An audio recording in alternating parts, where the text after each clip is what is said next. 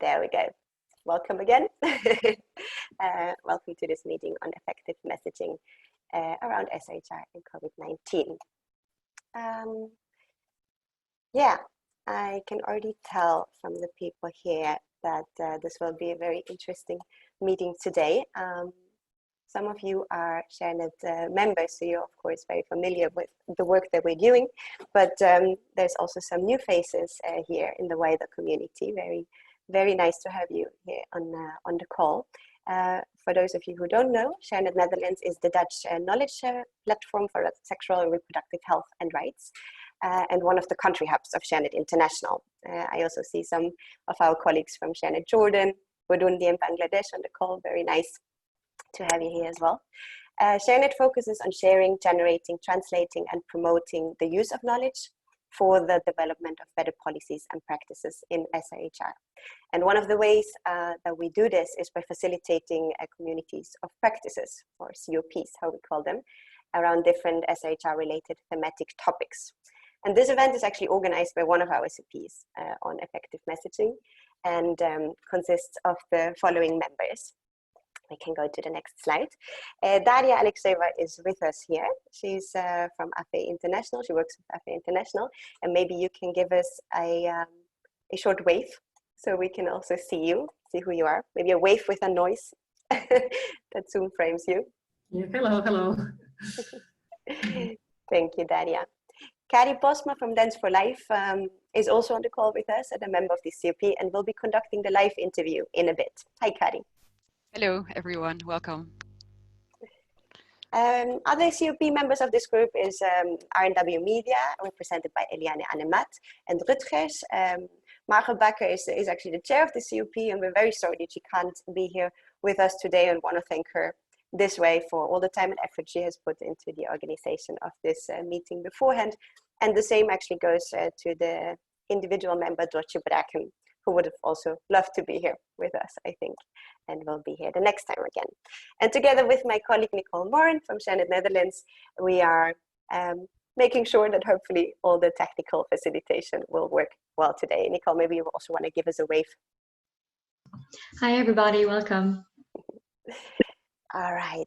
Before we get started, just a little bit more about this meeting, and we can move on to the next slide. Yeah, as a result of the pandemic, I am, and I assume most of you, pretty much stuck at home. Home for me, that is nowadays in the Netherlands. And when I look around here on social media, on TV, in my newspaper, on the street, also in conversation with colleagues, friends and family, I am surrounded by messages on COVID-19 everywhere, and so are you probably. I see posters in the street celebrating the heroes who are taking care of patients, and the government slogan, which clearly says we can only beat the virus together, is very prevalent for me. As someone working on SRHR, I of course also see many messages on the impact of COVID-19 on SRHR. And especially in the first months of the pandemic, pretty much all our work, all the messaging we put out there on SRHR were directly related to COVID-19. And this is very understandable, seen as we already know that the impact of COVID-19 on SRHR is huge, and we will have a long-term effect on it to deal with. So what we're trying to address with you here today is how within all of those messages on COVID-19, how do we make sure that our messages on SRHR are actually effective, and how do we make sure that SRHR gets the attention it deserves? And this is what led the COP on SRHR messaging to organize this meeting with all of you, and I hope we will step out of it today with some inspiration and some learning. Before we start, just a tiny icebreaker, but mainly also to get to know who is in the room with us, because we have invited some very great experts, but we know that all of you also have a lot to share. So we want to do just a very short poll.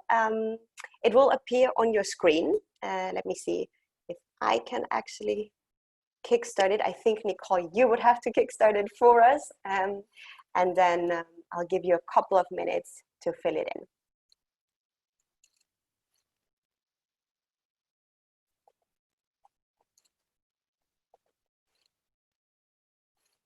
Maybe you can indicate for us if that is working. Yeah, fantastic.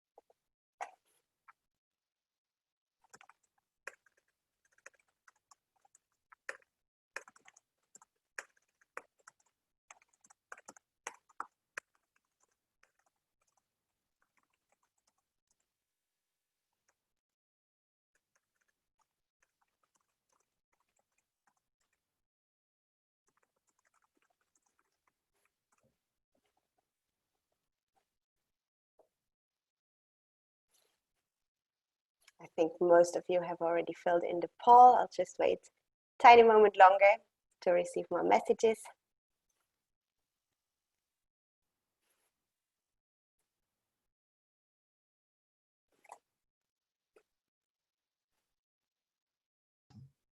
I think everybody filled in the poll and the results are sharing.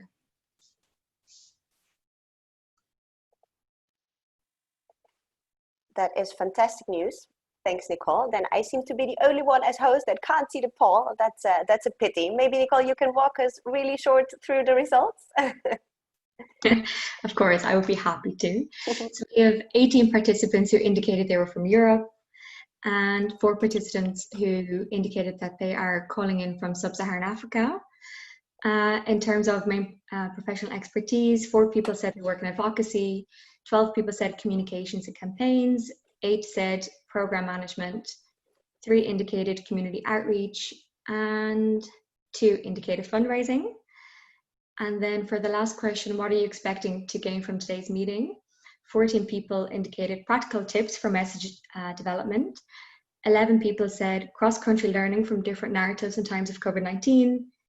17 indicated how to link messages around COVID-19 to concrete SRHR messages. And 11 indicated to get inspired about new messages.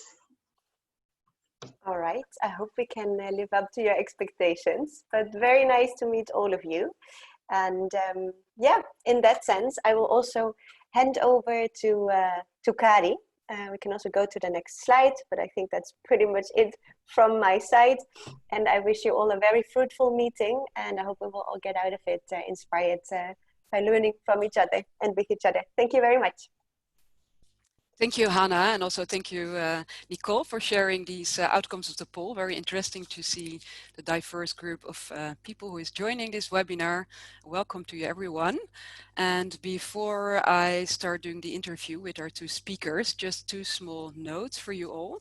If you have any questions or remarks that you want to post, please put your post in the chat box. After this interview, we will have a session with Q&A. So we will have a look in the chat box, and also if you want to address your question to either Elena or Bata, put that in your question as well, that we know for whom the question is, or for both of them. And my other remark, maybe it's nice to switch your screen to speaker's view to see our great, fantastic speakers on a big screen. And talking about our speakers, I would very much like to start introducing them to you. So a very, very warm welcome to Elena Blackmore, and also to Ibrahim Waiswa Batambuze. Please, I would like to ask you, Elena, firstly to introduce yourself to the audience. Hi, my name is Elena Blackmore, and I am based in Mid Wales in the UK. It's really cold and a little bit rainy here today, so I'm feeling a little bit sad, and particularly hearing that it's sunny in the Netherlands and probably in lots of other places where you all are. I work at an organisation called PIRC, and PIRC's mission is to help civil society to tell world-changing stories, and we do that through supporting organisations to do better framing and messaging and narrative shift work by conducting research and carrying out analyses, running workshops and trainings, and producing resources and toolkits and guides. Yeah, I think is that a good enough introduction? Thank you very much, Elena. And also the same question to Bata, as I'm allowed to call you. Bata, can you introduce yourself? Who are you? You're working for Reach a Hand Uganda. Can you share with us, what your role is there? All right, thank you very much, Hannah and Kari, for the wonderful introductions of today. My name is Ibrahim Batambuze, but most commonly known as Bata, short for my surname. Greetings from Kampala. It's quite a bit chilly, but everything is okay. I work as the Communications and Advocacy Manager for Reach a Hand Uganda. I'm a lawyer by profession, but a communications and messaging expert by practice. And I started off as a young person on the president's campaign team, where I was drafting messages previously before joining Reach a Hand, but realized I wasn't making any impact, so I had to shift to the civil society space. I could say 6 years down the road, we are at Reach a Hand, and we are trying to support young people across the country to make informed decisions in respect to their sexual reproductive health and rights. And so far, so good. I'm excited for this meeting and looking forward to the discussions. Thank you very much, Bata. We are also very excited to hear more from you and from Elena upon messaging and framing. But just to start, before we dive deeper into messaging and framing into around SRHR, Elena, I would like to ask you if you maybe could share with us or explain to us what is framing about and why is it so important for us as communicators to take framing into account? Sure. I thought I'd start with a few definitions because I think we're likely to use a few definitions and often people use them interchangeably, which is totally fine. But just to get a little bit clear about the type of thing that we're talking about, I thought it might be helpful just to break them out. So we talk quite a lot about narrative and narrative shift. And we think about narrative as being the kind of broad public and political discourse. It's often fairly deep-rooted. And even if you don't necessarily agree with the kind of story that it's telling, it's something that we can all in some way relate to. So to give you an example, we might talk about the American dream as being a narrative, like we all understand the, we might not all because we don't all live in the States, but there's a narrative there that about anyone can make it and the self-made man. They're fairly deep-rooted. They can also shift over time, and that's what we see the kind of main role of civil society being. So think, for example, about the narrative shift around the 99% versus the 1%. So that kind of put a huge crack in the story of the American dream. So narratives are made up of kind of stories, events, individual journeys. We talk about that in terms of like a tile in a mosaic, the mosaic being the narrative. Framing is how we tell that story. So thinking about the fact that you can start in a different place or put an emphasis on different parts of the story, different characters in the story, different emotions, different values. And the individual communications pieces are the messages. So they might tell a particular story and they're about how we apply our framing to particular communications in order to help shift that narrative at the broader scale. So yeah, those are the kind of 4 levels at which we're talking: narrative, story, framing and messaging. I think today we're kind of mainly going to be talking about framing and messaging, but I think it's useful just to situate that within the broader narrative. Just really quickly in terms of why it's important for us to think about framing, if it isn't clear from that little set of definitions already, people are kind of these complex bundles of all sorts of things.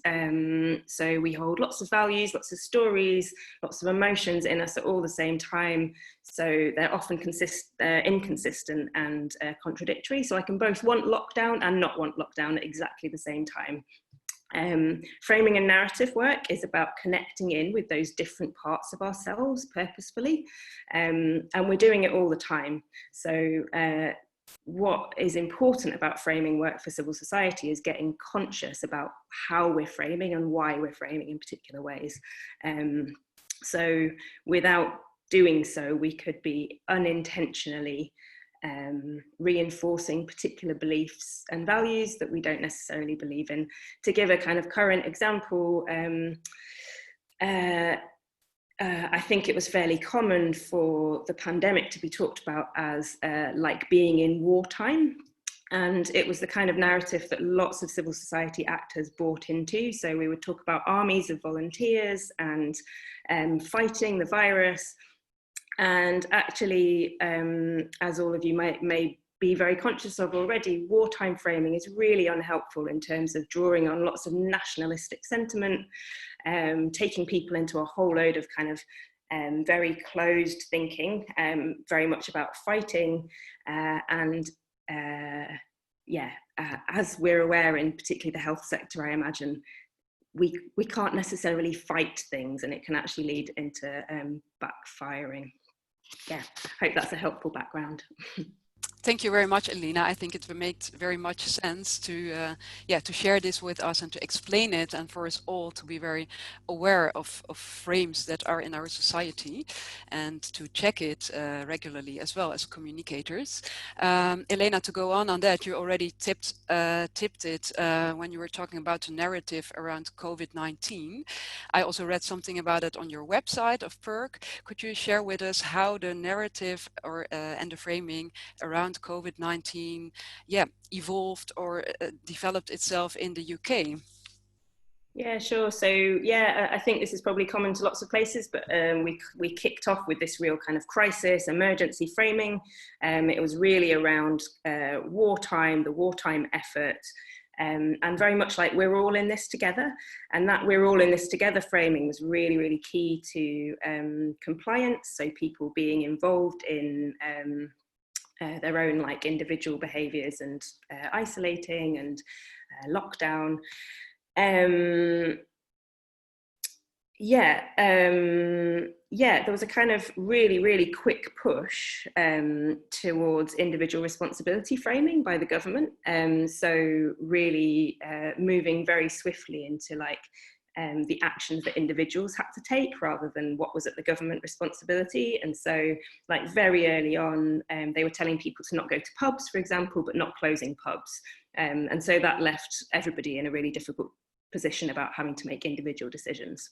There was also a really quick community response. And so there was a really strong narrative around community resilience and care and compassion and how much we care about each other. This everyday heroes narrative also popped up quite quickly. So we had the clap for the NHS, clap for the health service, which apparently was actually started by a Dutch woman in London, copying what had happened in the Netherlands. So there was this really kind of, it was all really based in this wartime framing, essentially. There were some kind of key moments in terms of like shattering this narrative. There was a newscaster who went slightly outside of her remit and basically kind of did this big myth-busting piece around how we're not all in it together, and actually there are huge inequalities in how it's impacting people. The disproportionate impact on communities of colour in the UK, the disproportionate impact on people in lower income situations, how many people who had died who worked on public transport, for example. And then there are a few big fails in terms of the government, like government officials and scientific officials. And so there were a few really high profile cases where government officials or government spokespeople were seen to have broken lockdown themselves. And these kind of things just like slowly eroded lots of trust.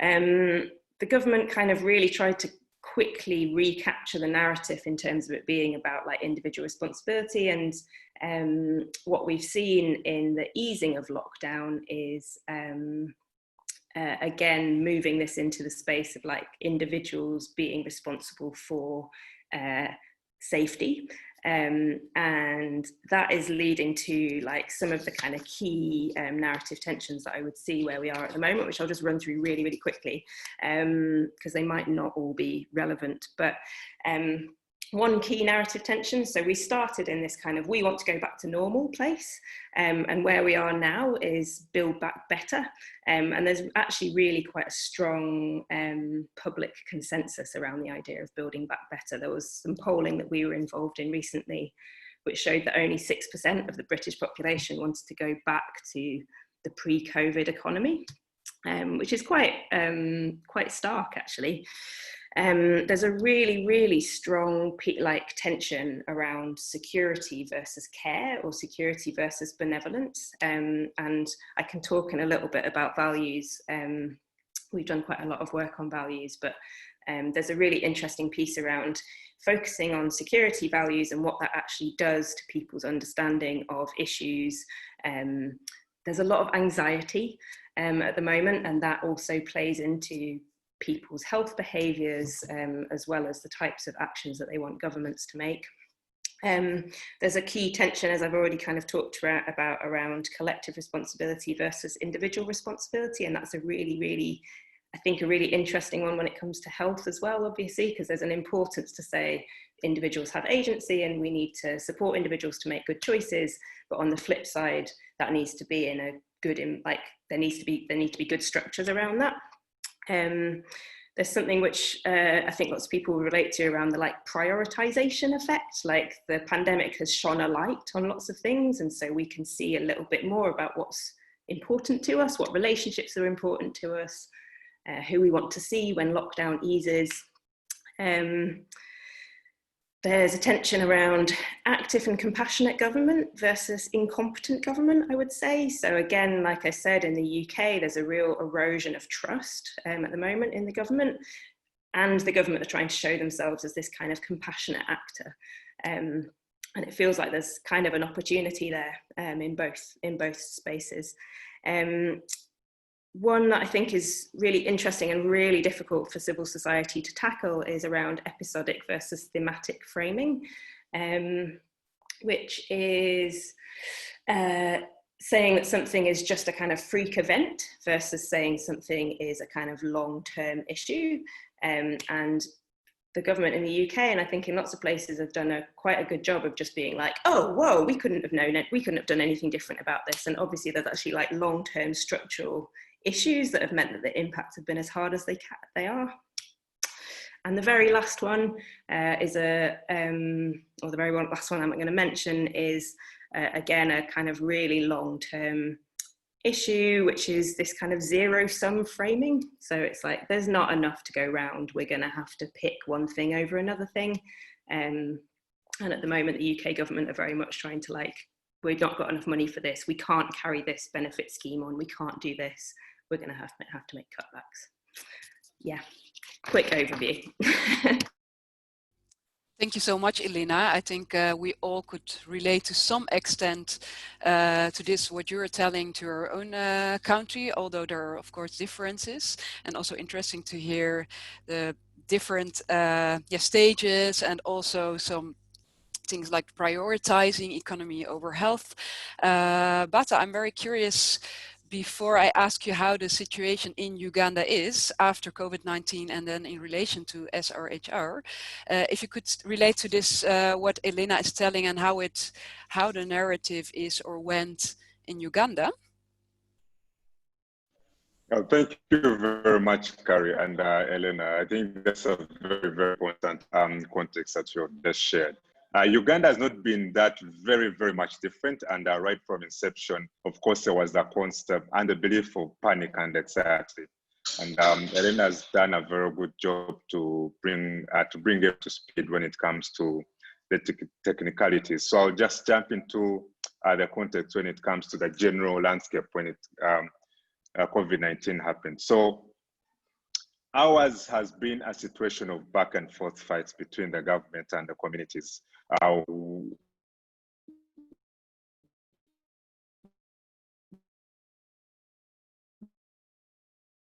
The government has not been that popular of late, but what happened right from the inception was that I'm sorry,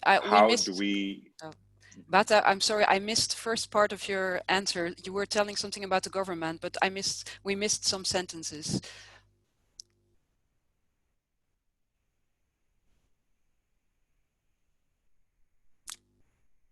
And now we lost connection at the moment. Are you hearing me, Bata? Yes, I can hear you. Sorry, perfect. I was switching connection. Okay. Yeah, sorry, you mentioned that you didn't hear me from what point? Yeah, you were, when you started talking about government, I missed what you were saying. Okay, I'll just repeat quickly. So the government trying to change the aspect of anxiety and panic.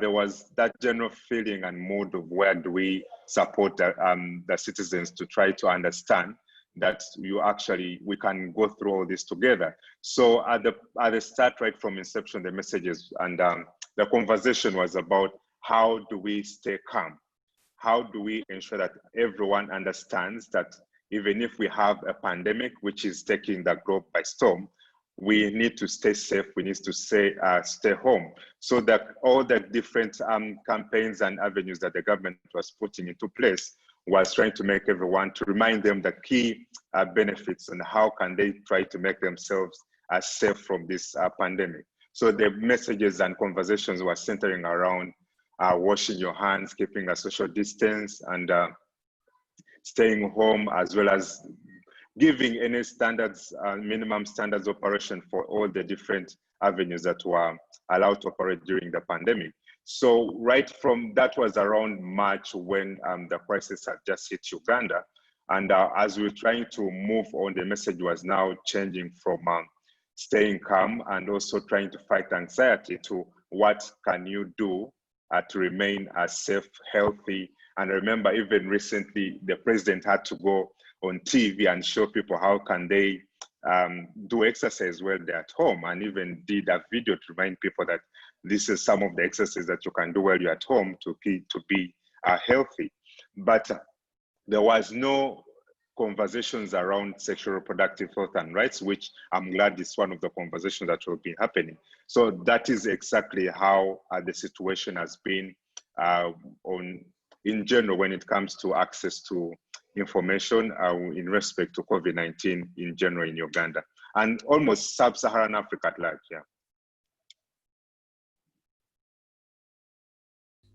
Thanks, Bata. And could you also share with us, hearing what you're telling about messages around staying calm, be safe, and what can you do to stay safe? What changed in terms of communication around sexual and reproductive health and rights in Uganda? How did your communication change after when this started from March on? Yeah. So before I go to that, I would just want to give a little bit of context when it comes to sexual reproductive health and rights, because I was giving a general one. So in Uganda, of course, COVID-19 caused a very huge disruption across the globe, and access to information and services in respect to sexual reproductive health and rights was not an exception. So right from inception, we had the government introduce lockdowns, and this was, of course, across the globe, and Uganda was not an exception. So what we did, what the government did, was that it introduced lockdowns to ensure that there is limited spread of the virus across the country. But again, this came with its own ripple effect of negative effects. For example, young people could not access sexual reproductive health and rights. All youth corners turned into COVID-19 response units, and even access to maternal health services was not realized. And what the effect was, that is that we did even 2 studies recently, and one of them was showing the impact of COVID-19 when it comes to young people's access to information and services. And we also did a rapid assessment together with the United Nations Population Fund in Uganda on the impact of COVID-19 on women. So in just a simple snapshot, even recently, one of the biggest newspapers in Uganda released a report saying over 2,300 young girls have conceived during lockdowns. And those are the ones which are actually on record. And that the cases of gender-based violence have actually very much increased in Uganda. And the police is even getting worried. Even partners right now, we are trying to promote avenues on where people can seek psychosocial support together with partners. So what changed in this aspect is that with all the lockdown and limitations to movements, we had to change the way we communicate. And this came into aspects, for example, of course, we couldn't do interpersonal communications like the way we were doing before. So we had to go entirely digital. And this digital way of sharing messages was, how do we ensure that even young people, women, and any person who is seeking services could actually still receive information when it comes to sexual reproductive health and rights. So we even went ahead to introduce the USSD code, where a young person, even if they don't have a smartphone, they could just put in a digit into their phone and they get to receive the text messages with information and about health centers which provide sexual reproductive health and rights information and services, with even numbers where they could quote receive these services. So the communication changed from how do we manipulate the system, because no one was talking about sexual reproductive health and rights. And of course, the government and the task forces that had been introduced were all talking about protection from the virus, the pandemic. How do you contain the spread of the pandemic? But now we realize that was a very huge gap based on the different challenges that were arising. So we tried to go ahead and bring out different messages on how can we merge sexual reproductive health and rights with COVID-19, which is now a part of the conversation to be discussed later into the meeting. So that is how the conversation has been shifting from us and other different partners to ensure that we continue with the messaging when it comes to access to sexual reproductive health and rights information and services. Yeah. Bata, thank you. You were mentioning this report, which is these very shocking numbers. How did you share these reports? Were there also media who picked up these numbers about unplanned pregnancies and an increase of gender-based violence? Was it widely known in Uganda, or can you share a bit more about that? Yes, so they were actually, what we did was to release the report through a newsletter, which went very wide. And away from even the newsletter, we even had to write blogs and articles. So what we even did to realize that we need to ensure that the media becomes a very important partner and ally into this. We even did a 7 days online media training for over 32 journalists distributed from across the country. So why we did that is that most of these actually didn't know how to report about sexual reproductive health and rights. So we tried to take them through a step-by-step guide on how to report such kinds of cases. And what transpired away from this is that they even had to go ahead and write feature stories. They started pitching to us stories. And as I speak now, some are actually in the field to try to bring out stories and that show impact of COVID-19 on sexual reproductive health and rights. One of them, we flagged him off this morning, and has gone to the eastern part where very many cases of teenage pregnancies have been reported, and is trying to do a feature story, which we are going to publish in the media spaces about what the situation has been on ground. So he's interviewing different district leaders, and these are like at grassroots, and also different civil society actors, as well as the victims themselves, and try to also provide narratives and recommendations on how can we do together in future when it comes to trying to avert such kind of unpreparedness when it comes to addressing pandemics, because in Uganda, this is also one of the biggest things that had never happened before. So there's been a rush on how do you respond and to address such kinds of challenges. But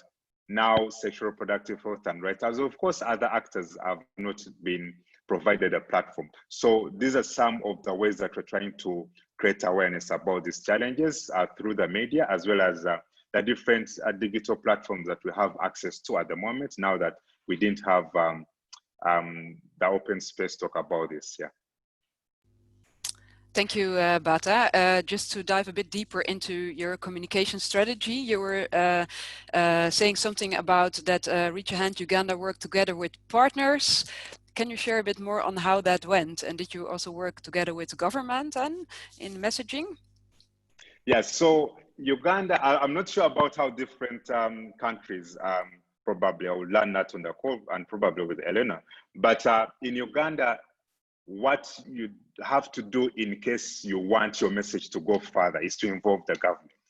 And when you design such messages, actually the government has to flag them off and the government has to own it. So you have to do all the back end work, and the government now takes the credit at the end of the day. So we realize now that every partner was trying to rush to do communications, and most of them had actually moved away from their primary objectives of sexual reproductive health and rights, and to try to do responses and messaging, just focusing on COVID-19.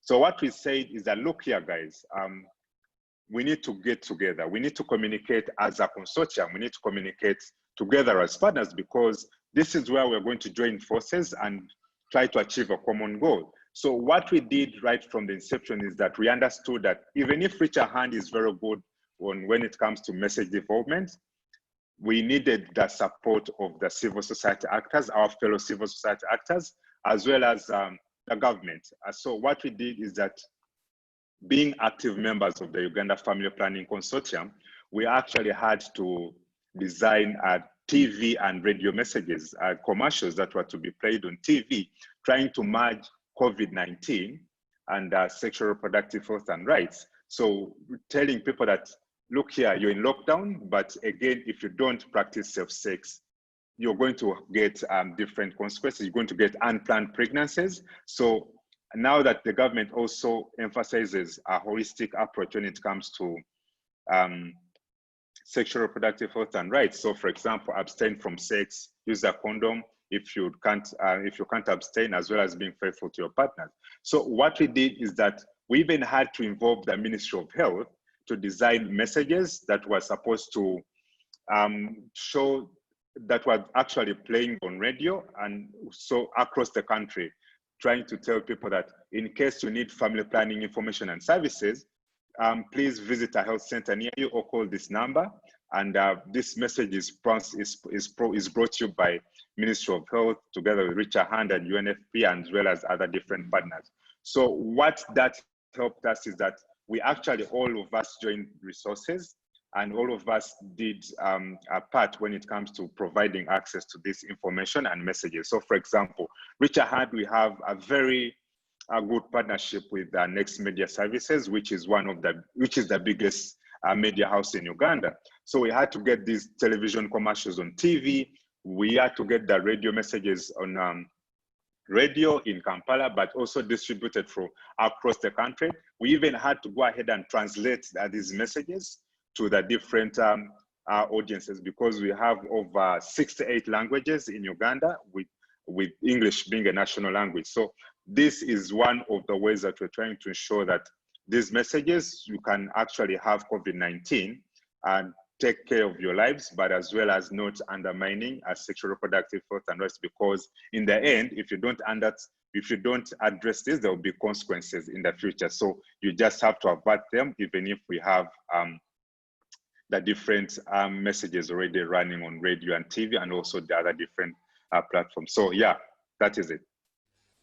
Bata, that sounds very promising to hear about this collaboration between the different partners and also the government. Of course, you had to work with the government. I think everyone, and I as well, am very curious to see one of the commercials, TV commercials. So maybe we can have a look at one of the commercials here. Maybe you can nod to confirm you're seeing my screen. Nice, there we go.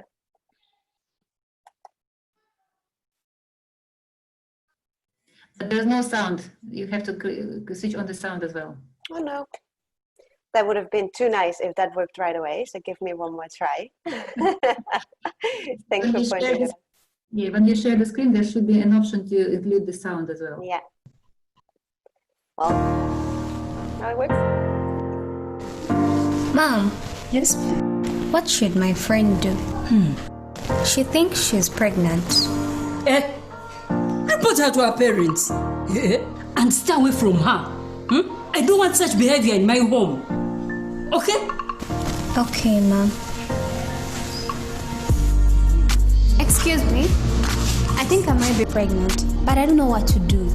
Pregnant? At your age? And is this the boy who's responsible?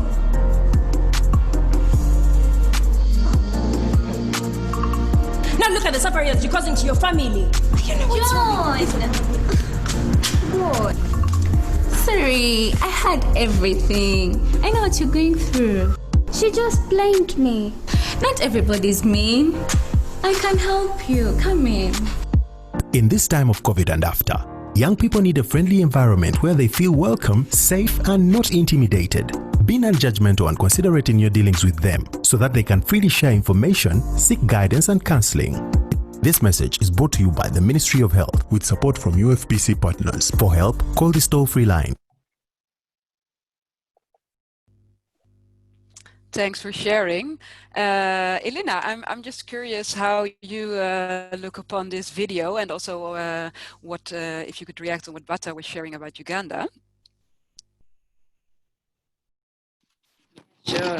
Yeah, that was really interesting, Bata. That sounds like quite a particular environment, particularly in having to involve the government in it. And but yeah, particularly struck by what you were saying about how organisations were moved into that reactive mode really quickly, and lost sight of their own vision and mission and purpose, and how important it was to bring people back together to say, actually, this is what we really need to work on, and we're clear on our priorities and our vision. And I think that's a really important message for civil society to take away. And also working in partnership and working in consortium. I mean, that's like one of the key kind of framing recommendations that we make as well, is just it's very difficult to frame in isolation. You need lots of people telling the same story, essentially. And yeah, in terms of the video, like, I think, using personal stories is really important, and having people telling their own stories, allowing for kind of relatability and people to empathize with the position. I think the video shows really clearly what the problem is and what the solution is. And again, I think that's really important for framing, so that people can understand the issue. And it ends with a clear solution and action plan, which again is like key for good framing, I think. Yeah. Elena, thanks. How do you think that this crisis period, such a one that we are experiencing right now with COVID-19, and that moves us to look for security, to confront ourselves with our habits and paradigms, also offer opportunities in terms of advancing sexual and reproductive health and rights? Yeah, well, I mean, I think what Bata's just shared in some ways shows us a little bit of that. So health is up the agenda right now, in a way that it hasn't been for a really long time on a global scale. And it's really clear to people, there's a very clear pathway between our own individual actions and the collective health. And to be able to draw on that is a real opportunity. I think it's really clear that people, at least in the UK, there's a real rejection of that scarcity zero-sum thinking that I was talking about. It's a real moment to talk about there being enough for everybody, like the fact that governments have stepped in so quickly to create change and action and bring in policies, lockdowns, things that lots of us have never experienced in our lifetimes before, has shown a huge amount of possibility. I know that it's different in every country, but the kind of the benefits that governments have been paying out to people, there's a real space, like I say, around like advocacy for government action, and people are really on board with governments being more involved in our health. Like I said about prioritization before, I think that the fact that such a spotlight has been put on our intimate relationships, and it's a real time to talk about relationships. It's a real time to talk about who we want to spend time with and how we want to spend time with those people. And the piece that I was talking about before in terms of benevolence values, community action, there's a real space around the commonality of our experiences, which will show we can really talk about our shared humanity. So when, like, whoever we're talking about, we can really talk about that, that commonality of experience. I think there's a few important things not to gloss over. Like, I think although we can universalize, so we can say we have all lived through this experience, it's really important not to obscure the inequalities or the differences, because we haven't all had the same experience, and that is so heavily based on so many different things, like our location, our income, our gender. There's so many things. So, for example, there are big gender differences in anxiety. There's obviously big gender differences in terms of who's taken on responsibilities in the home, gender-based violence, as Bata was mentioning, and pregnancies, and there's basically big differences in terms of who has felt the impact of things. I think the other thing that I think is like a real opportunity is that it's really been a time for us to think about our feelings and who we are. Like our emotional lives have really had to be in the spotlight. We're in a moment of collective grieving in lots of ways. We've lost lots of things, and I think for that reason it's also important to be really, really sensitive. So although there's opportunity, I think it's really important not to talk about it as an opportunity. Because so many people have lost so much in this time. Yeah. However, yes, it is also, it has opened up lots of spaces that didn't exist before. Thanks, Elena, for bringing also the nuances into this discussion.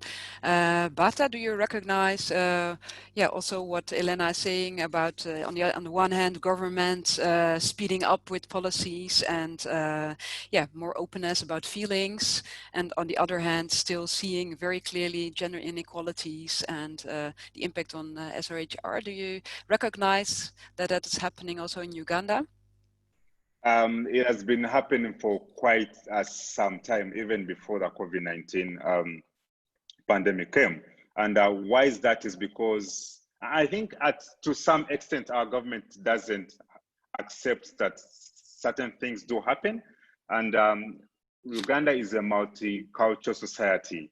And what that even implies is that there are some conversations which are not comfortable in the public. Talking about, for example, sexuality education in Uganda has been a taboo for quite some time. And they're now just trying to accept that that conversation is happening. So this kind of conversation is where, for us, civil society have always been coming in by showing an evidence-based approach, by showing, for example, you're talking about COVID-19, but there's gender-based violence happening. Are we going to turn a blind eye onto this? And we're concerned about COVID-19 task force responses and not addressing the fact that teenage girls are getting pregnant and no one is being held accountable as to why that is happening.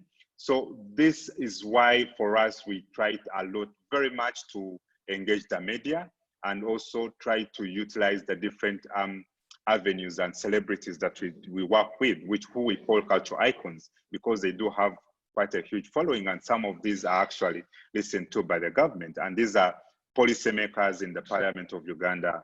These are senior citizens as well as musicians who actually have a very huge following.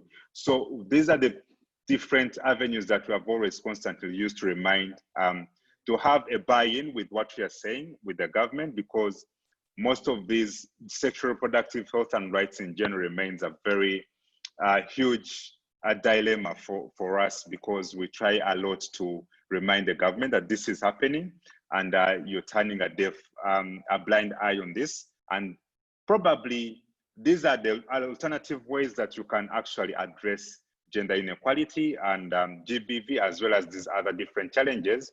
And it may not have to be 100% effort, but let's start from something. Like, for example, having honest conversations with parliamentarians in the room, having honest conversations with even the media, as well as having honest conversations with policymakers who can make a decision and remind them that this is what is happening on ground. And some of these have actually been helpful, because most of these actually don't know these facts. And it's upon you sitting down with them and showing them that this is what's happening and in this corner of the country, is that they'll go ahead and appreciate that perhaps we need to do something. Of course, it's a tug of war. It's because it's the social behavior change communication and advocacy. This is long-term, and this is something that we do on a constant, and it's not a one-off. They're just continuous conversations that we do with the government and trying to remind them that if we do something now, we could have this in the future. If we do this in the future, probably we could have an empowered generation of young people, since they're the majority population. Yeah, so that's everything I could say. And I agree a lot with Elena. That's very much the same with us here in Uganda. Thanks, Bata, for sharing and yeah, hearing that things go step by step, but at least they are, yeah, there are developments. I just saw many comments on the video TV commercial, so let's watch one extra video, and after that I will ask you the final question before we jump into the Q&A.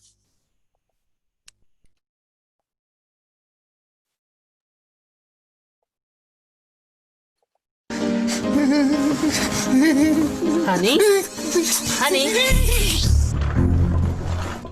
Boy. Who are you?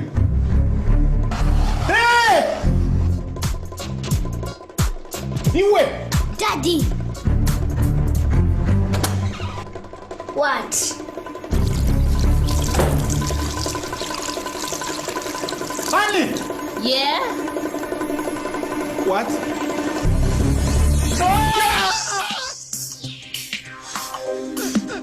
Is it just the two of us in the house? Yes, honey. Why? I've seen the future. Oh, yeah? We had more kids running around the house, more than we could handle. I was scared. With all the time you have during this lockdown, you could end up with an unplanned pregnancy. Use condoms or abstain. But if you cannot, then use contraceptives. Visit a health facility near you for advice. This message is brought to you by the Ministry of Health with support from UFPC partners. For help, call this toll-free line. Thank you for sharing. I also saw a sense of humor in this one. I have a concluding question for you both, Elena and Bata. If you could both give us some framing and messaging recommendations, so things that communicators might want to bear in mind when framing about SRHR in this new pandemic affected world, where we talk about distance and safety, and in the one hand, but also about pleasure, sexuality on the other hand. Yeah, I would like to hear some recommendations from your side, as you're both very experienced on this topic. Maybe Bata, you can start. Thank you very much. So I think one very big step when it comes to message development is message testing. And before you release any message to the public, it needs to show that it has gone through the different levels of approval by the target audiences to ensure that it's a appealing message. And I could give an example of one of the different campaigns that we're going to actually push out during this COVID-19 lockdown. And we had to do a very vigorous experiment with the target audiences. And this goes back to the fact that Reach a Hand Uganda is a youth-led organization, and we work with a lot of young people. And we even have specific platforms where we design humorous messages for young people. And so one, we were trying to design messages, and we were trying to address GBV, but we wanted to shift this to a language that young people understand. So we tried to use messages like, don't slap them. Okay, don't beat them, beat your eggs. End gender-based violence in your community in this lockdown. And we're also saying, don't use your belt or slippers. Just use them to tie your trousers. And these are some of the messages we're trying to develop for young people.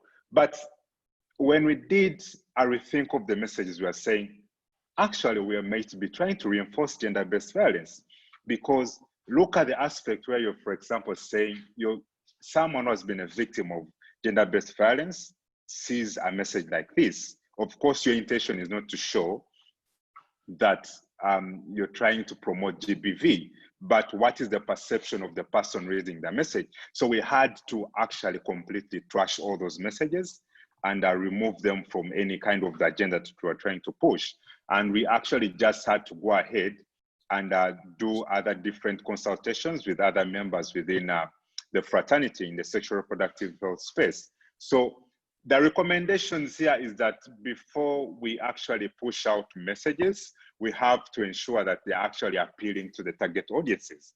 We have to ensure that the messages are actually have gone through different stages of approval, and probably even when it comes to the different decision makers across town, it may not even be sub-Saharan Africa, but how do they actually admit that this stuff is happening, and we have to make sexual reproductive health and rights a priority. So they may not even see it, but it's our duty to show them that actually things are happening. So what we have to do is that we have to constantly write in the media, we have to constantly utilize social media, we have to constantly utilize mass media as a platform for us to contribute to control the narrative when it comes to access to sexual reproductive health and rights, because that is when they will understand that in future we could actually have done something.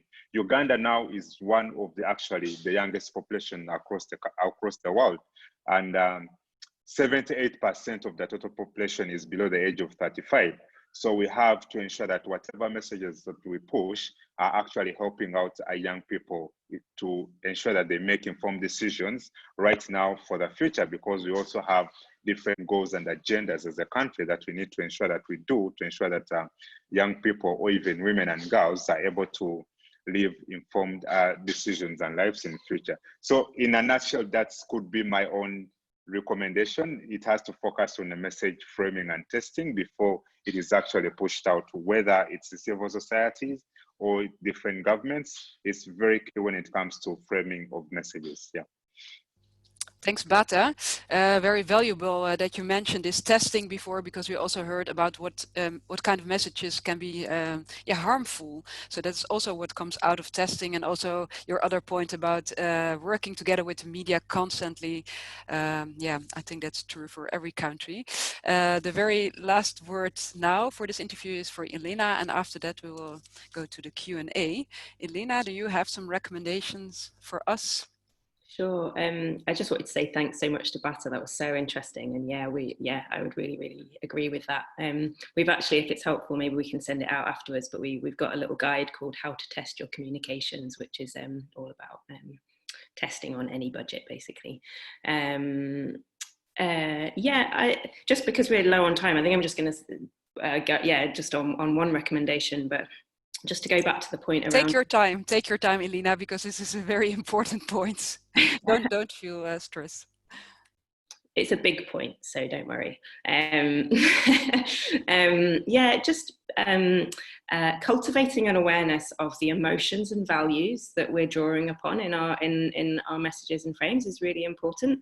And again, just to say, that this has been a really emotional time for lots of people, and I think that it's really important to understand what anxiety and a focus on security values does to people. So there's a lot of psychological research that shows that when people feel threatened in lots of ways, so whether that's their own physical health or whether that's economically, and obviously there's all sorts of insecurities that people are feeling at the moment, that people tend to close off, and what people kind of shut down. It's kind of what you imagine doing if you imagine someone coming at you in an attack.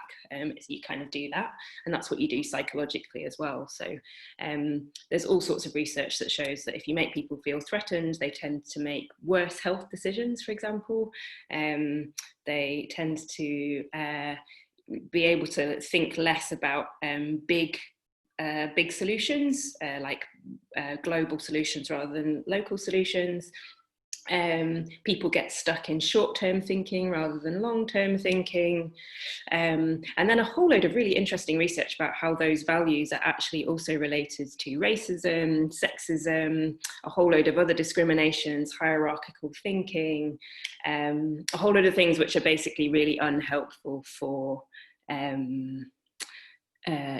most of the causes that we care about, basically. Not helpful for gender-based violence, not helpful for gender inequalities, not helpful for racial inequalities.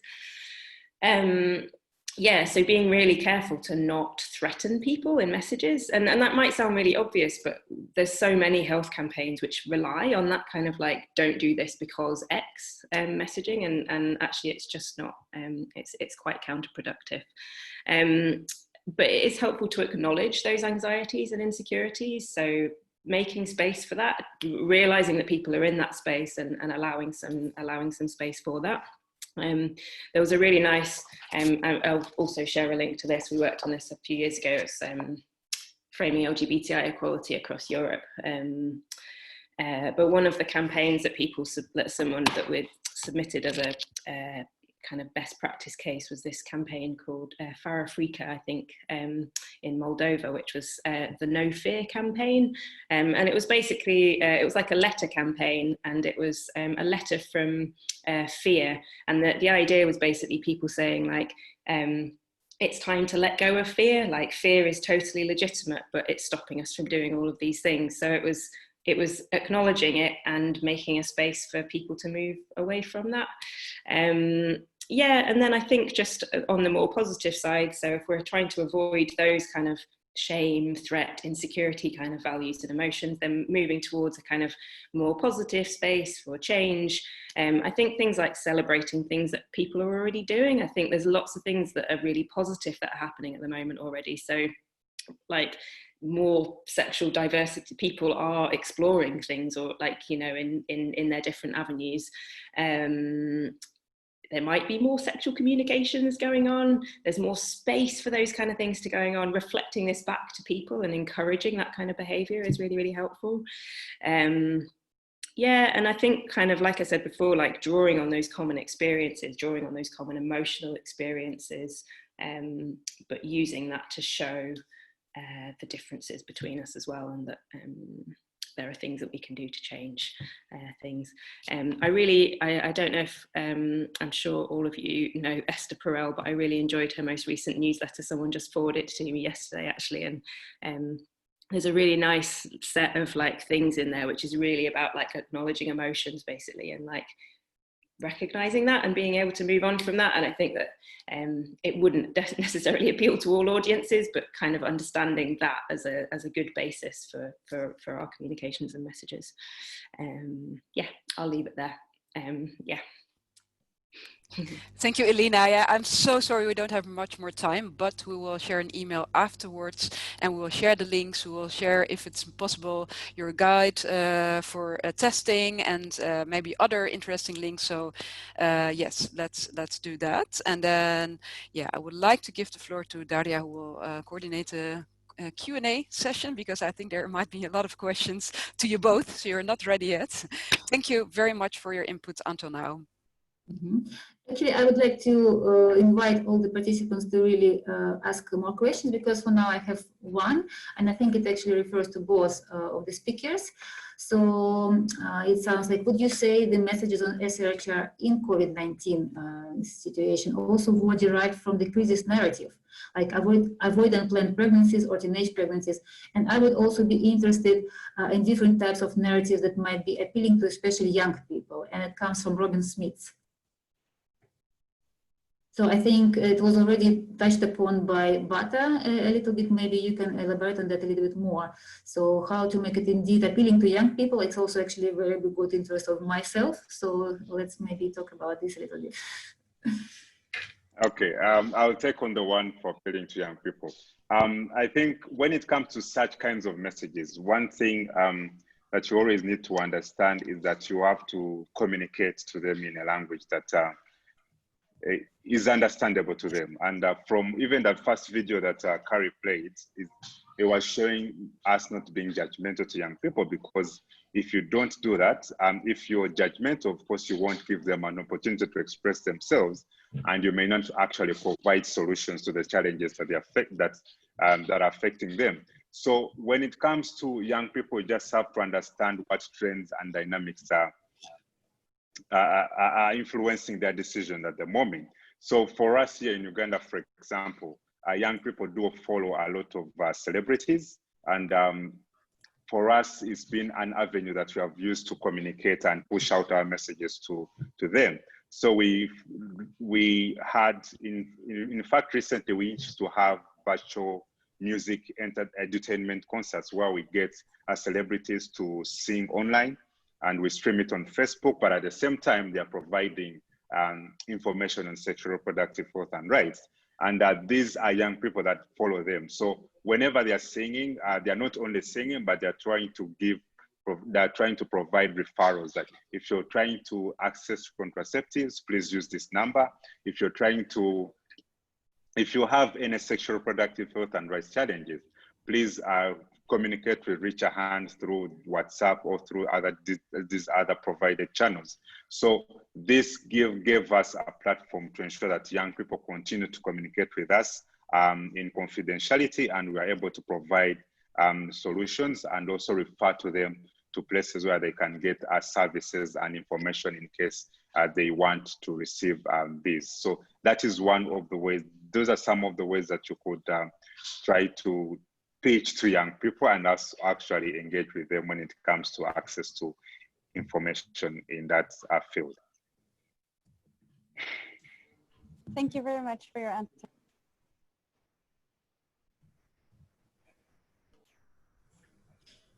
Should I, sorry, do you want me to add anything? Okay. Yeah, Elena, please. I completely agree. I guess I would just add, and I think it relates strongly, is just around doing good audience research in whatever your target audience is. And if possible, having your audience involved in the message development. Yeah, you essentially want your message to relate as strongly as possible to your audience, and in order to do that, I mean, as much as it can come from their own motivations and voice, the better. Yeah, and then on top of that, stories, humour, finding interesting media for things to go through different interesting formats. Yeah. Thank you.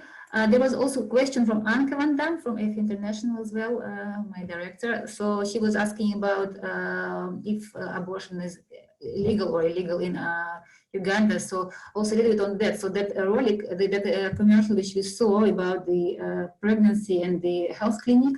So what is it? What are actually the options for the young girl in this situation? That's a very, very interesting question. And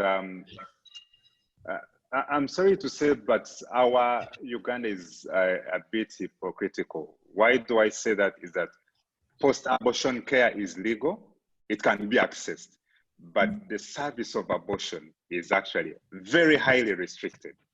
So the effect of that is that we actually spend, there was a study that was actually conducted, and it was showing that Uganda spends actually more than $5 million US annually on post-abortion care. And these are some of the things that we could actually avert right from inception. And it could be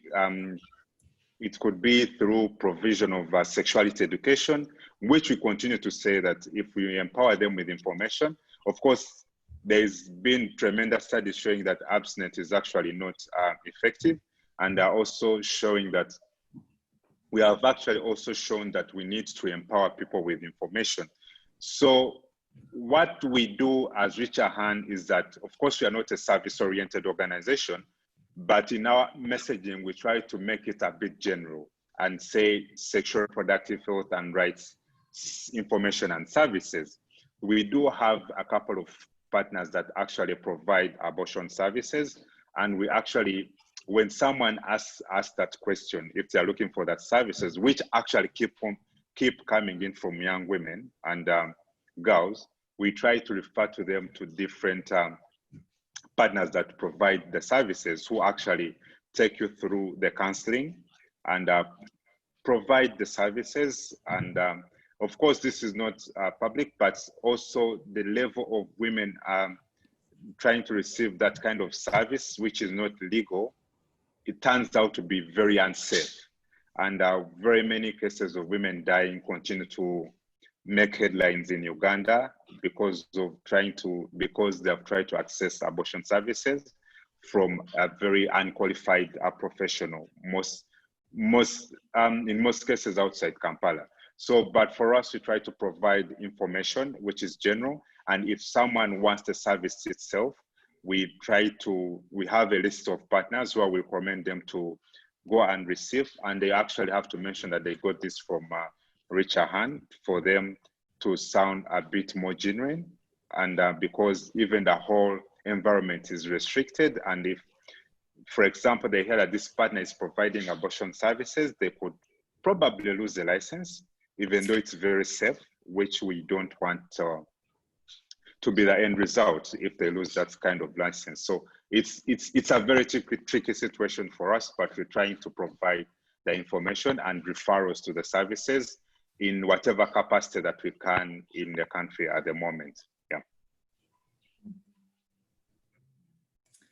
Yeah, that's really a sad situation, of course. Let me quickly check if we have more questions. I don't think so. If there anybody who is willing to ask or comment, please feel free, because we have a couple of more minutes before we going to close. Here's a question. So from Joanna Rutgers. I wanted to ask which kind of activities help RAHU and partners to evaluate whether their messages have the desired effects? Yeah, that's a very good question. Yeah, so when it comes to, well, thank you, Jonah, for that question. So when it comes to that kind of aspect, what we do, for example, if it's a media campaign, we do media monitoring and evaluation. So we have agencies that do track messages on radio as well as on TV. So what they do is that they actually do focus group discussions with different individuals in communities, and also actually track if the messages themselves are running. So that is how we try to address, we try to evaluate how far messages are going. But on the other hand, we actually try to leave calls to action. So for example, if it is for receiving access to information and services, we actually always leave a number, and a toll-free number, or even a USSD platform. So we try to we do get monthly reports to receive and understand how many people have called in to receive a service, how many young people have actually visited the health center when it comes to access to such kind of information and services. So these inform our monitoring and evaluation team to just understand where are we failing and where could we improve. And this helps us to actually stay in touch with our different audiences. Of course, when it comes to media monitoring and tracking, it's quite a bit expensive, but we do work with different partners. For example, Rutgers and the Standing Strong Together campaign, we do have a platform, we do have opportunities to track the impact of our messages. So we utilize some of such platforms to get the effect and impact of the messages that have been provided, so that we try to redesign the messages if need arises for that. So that is some of the ways that we've been evaluating the reach and the impact of the messages. Yeah, thank you, Jonah, for the question. So now we have quite a long question from Mariel Lemat. I joined a bit later, so I'm sorry if this has been discussed already. I'm interested to hear more about messaging on sensitive issues like abortion, sex ed, and several, so that's what we just discussed indeed. In several countries, SRHR is considered non-urgent care in times of COVID, which is limiting access to safe abortion and other services. What kind of framing could be useful around such kind of controversial topics? The reason why I'm asking is that sometimes resistance, including safe abortion and comprehensive sex education, is framed, dismissed as conservatives and religious, and I'm wondering if there is a more helpful approach. So I could take it on, because this question is the direct reflection of Uganda. And why I say that is that in Uganda, for example, the Ministry of Education and Sports launched the National Sexuality Education Framework in May 2018. And this was after a series of consultation with stakeholders, for example, religious leaders, civil society, young people, parents, and even the policymakers themselves. But the religious leaders later made a very huge U-turn and disagreed with sexuality education, which was a very big surprise for us. So what we actually did is that with support from, for example, Rutgers, we actually did a survey. We did research with which targeted religious leaders as well as parents to understand what their perception about sexuality education is. And of course, even calling it sexuality education in Uganda is quite a big dilemma, because initially it was comprehensive sexuality education, but they had to change it to sexuality education. And now there is still a section of religious leaders which don't want the word sexuality education because they confuse it with sex education. And for us, we try to emphasize what we communicate with sexuality education, which is a holistic approach to enable a young person to receive information on health and education while growing up, because this is information that is needed, and try to make a very huge distinction with sex education, which is the actual study of making someone understand the way to have sex, which is defined by the National Sexuality Education Framework in Uganda, to try to create a distinction between sex education and sexuality education. So what we are trying to do right now is that we are designing actually a campaign long term, which is going to be launched next month, which talks about which actually brings the aspect of parents to understand sexuality education, as well as religious leaders. And we are actually grooming champions who actually understand sexuality education, and their religious leaders and parents. And with the hope that if a religious leader sees a fellow religious leader talking about sexuality education, they could be inspired to actually understand what it is about and actually change their mindset when it comes to sexuality education, because there are actually progressive religious leaders in Uganda who understand sexuality education. And these are some of the ones that have been engaging in intergenerational dialogues.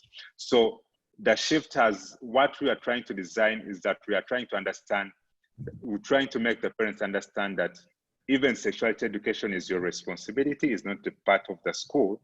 And you could complement what the school is doing, because right now the education sector is on a standstill, and the academic year for 2020 is most likely going to be cancelled. So parents are going to spend more time with their children. And these are the children who are actually very curious. They are watching TV, they are on social media. So they're trying to understand different things when growing up. So they have so many questions. So we're trying to enable the parents to understand that if you don't address sexuality education in this way, you might actually not understand what you need to do. And most of these parents actually also do not understand sexuality education. So that is one way that we're going to emphasize to them that try this narrative, and probably young people will be able to make informed choices, of course, with your guidance. And it's also your responsibility as a religious leader and a parent to communicate to young people about sexuality education in the Ugandan context. So that's in a nutshell what the situation is and how we could deal with, how we are trying to deal with in Uganda. Yeah, thank you. Thank you very much. And we are gradually moving to the very end of our webinar. So time flew really fast.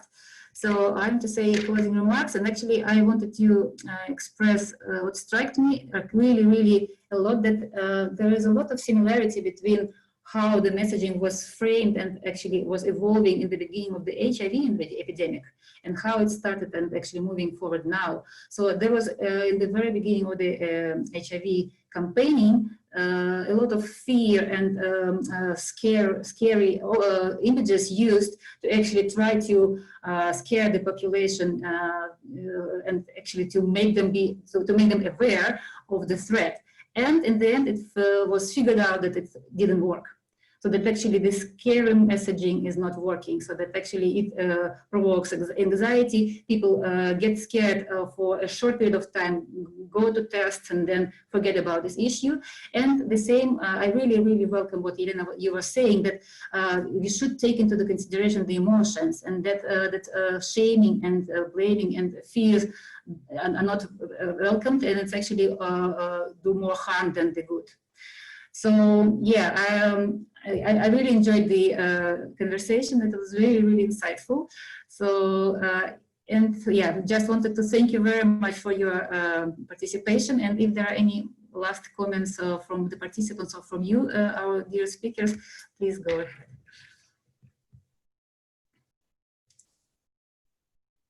So just also wanted to say that we were recording this. I hope everybody is okay with that, so that Han is going to then distribute the link for those who weren't able to join us. Yes. Then I think we can close off if there are no more questions.